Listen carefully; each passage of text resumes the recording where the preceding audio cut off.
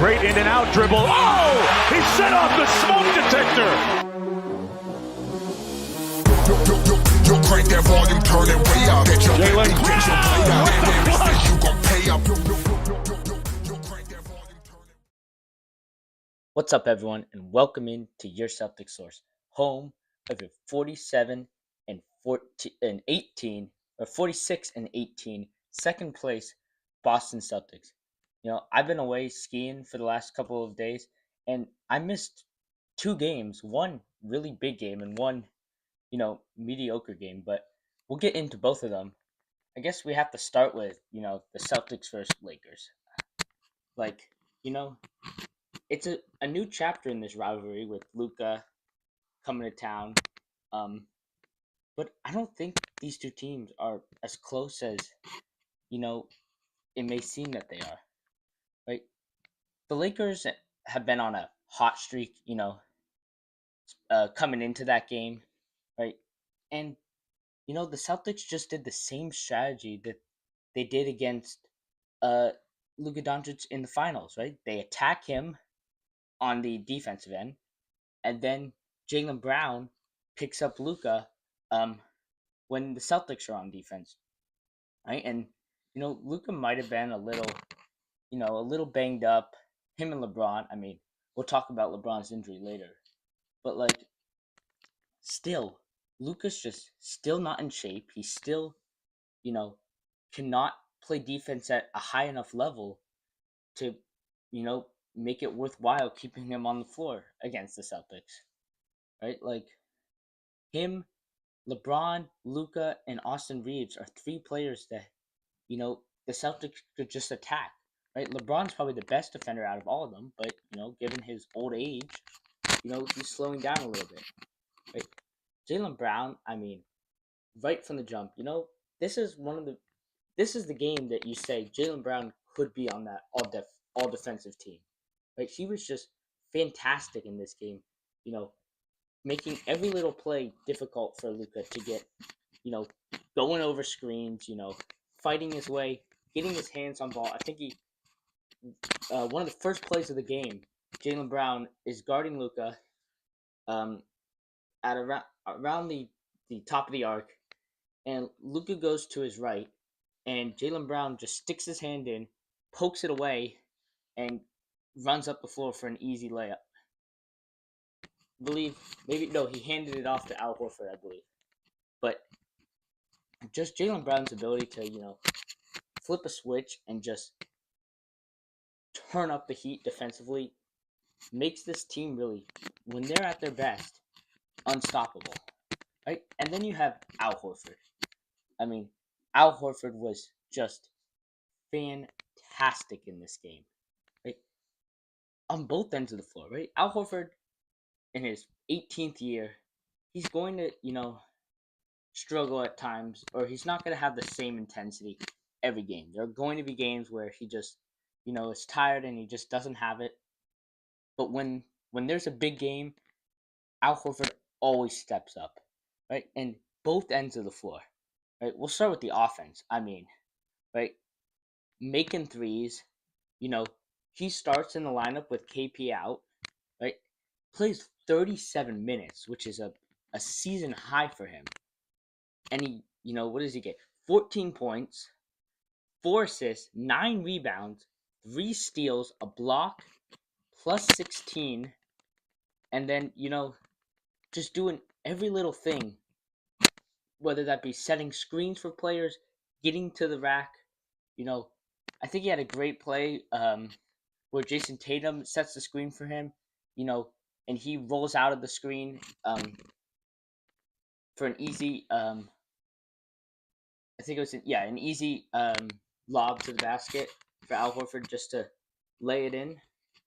And just, his ability just to, I said this before, but just, when the moment is big, he steps up. And that's why, even though, he doesn't have the consistency every single game, when the playoffs come around, I think he'll be he can be a reliable weapon, especially if KP, goes down again, which hopefully not, because I think the Celtics need everybody to have a chance against OKC and the Cavs.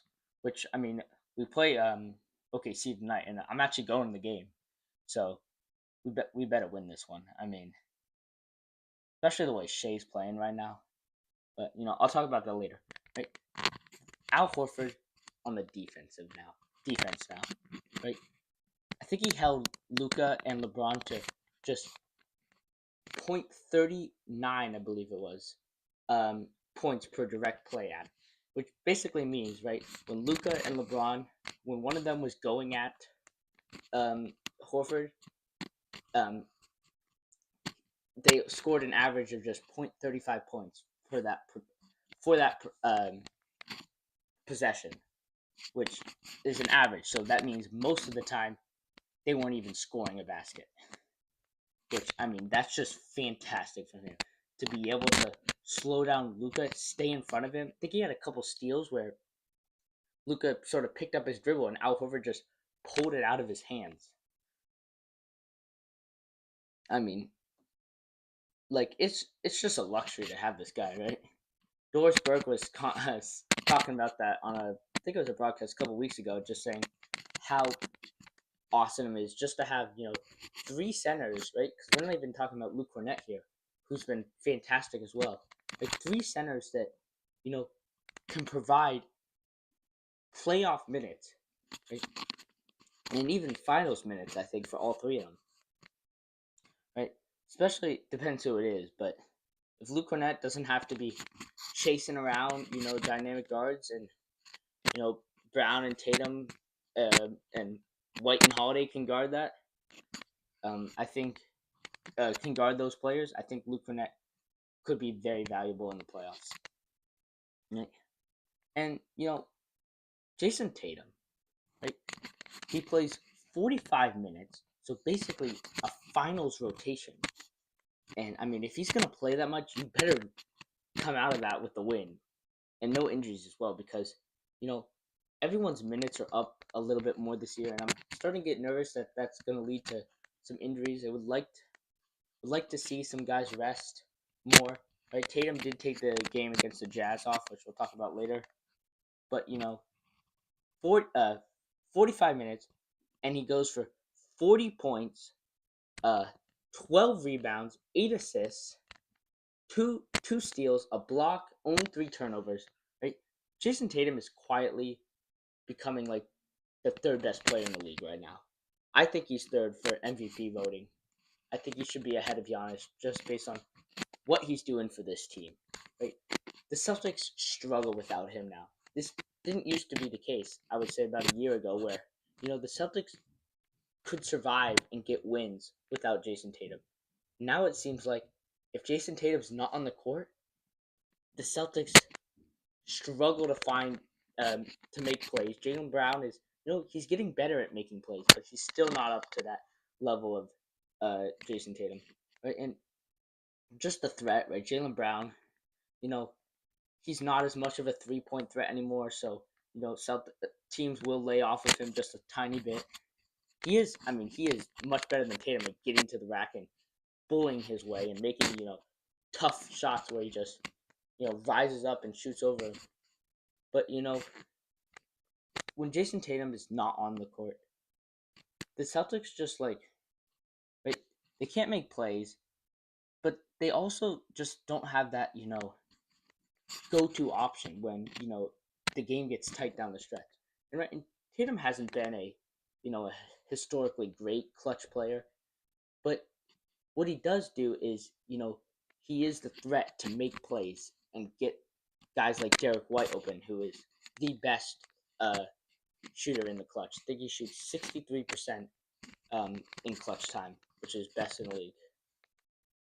But when Jaylen Brown's handling the offense, he can't find White as easily, and that's what happened, against the Jazz, right? We'll move on to the Jazz here. But they got out to a 20-point lead, all because of Sam Hauser. I mean, Sam Hauser goes 1 for 4, 1 for 5 in the first half, something like that. And then he comes out in the second half, 7 threes in the third quarter alone. Right, that's the Celtics record for most threes in a quarter. He has a career high 33 points, which I mean it's. I remember, I think it was last year against the Wizards. He had 30 points, 10 threes, before he went down with a. I think he twisted his ankle on that Wizards bench, which is just way too close to the court. But you know, Sam Hauser, right? He's been struggling all year with, the back injuries and, just the soreness and unreliable sometimes, inconsistent minutes. And it's been hard for him this year, especially with Peyton Pritchard taking such a big jump. But when he comes out and gives you a game like this where, the Celtics can't get anything else besides Sam Hauser going off, it tells you that I think Sam Hauser can actually play a role in the playoffs if he's shooting, right? If he's playing a lot of minutes, I've talked about this before, like 20 minutes is what happened when the Celtics played the Cavs, right? Donovan Mitchell just attacked Hauser, so his defense is better than people give him credit for, but when he's being attacked, like everyone, he can struggle a little bit. And, Peyton Pritchard is much smaller than him, and so, but, Peyton Pritchard can get attacked the same way as Hauser does, but Peyton Pritchard is able to get scrappy and, like, dive at, players' handles and try to steal the ball, whereas Hauser has to sort of stay up tall and sort of defend that way, which is a little bit harder. But it is easy for players to shoot over Pritchard, where it's not easy for guys to shoot over Hauser. Right? What did Hauser get? Hauser is one of those players that, it's great when he's on fire shooting, because most teams don't have a bench player like that can just erupt for that many threes or just that well shooting. Right? He's never shot below 40% in his career.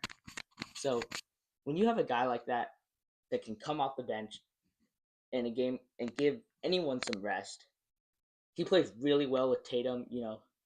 Tatum and Hauser have a great connection.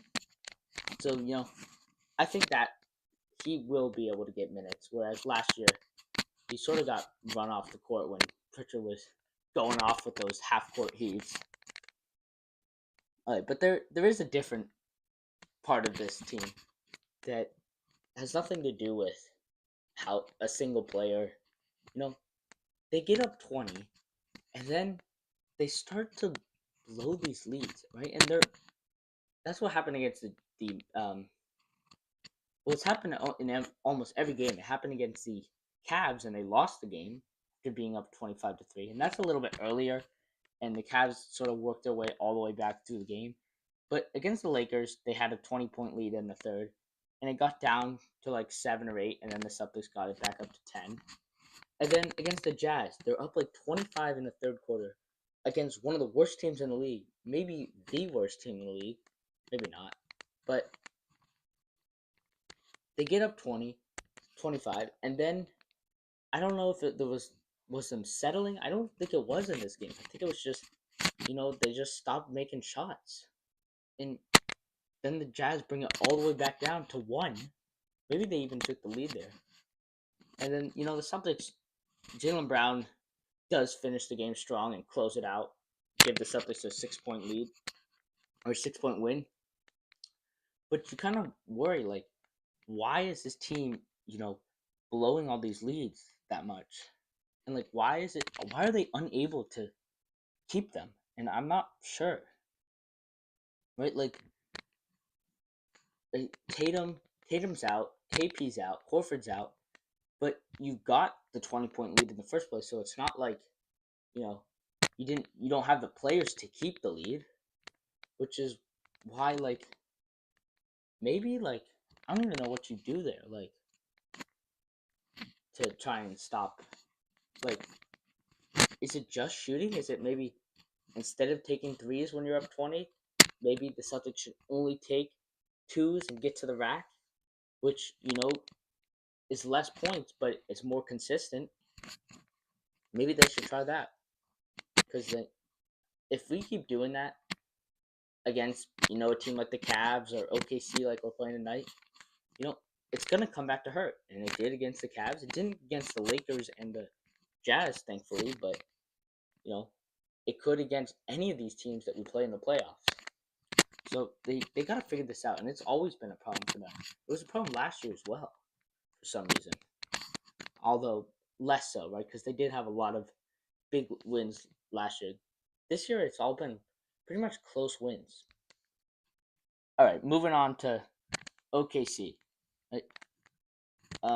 I think Shea is the MVP just because the team that he has to carry this year. Like Jokic has the numbers, of course, but Shea has a fantastic defensive team behind him.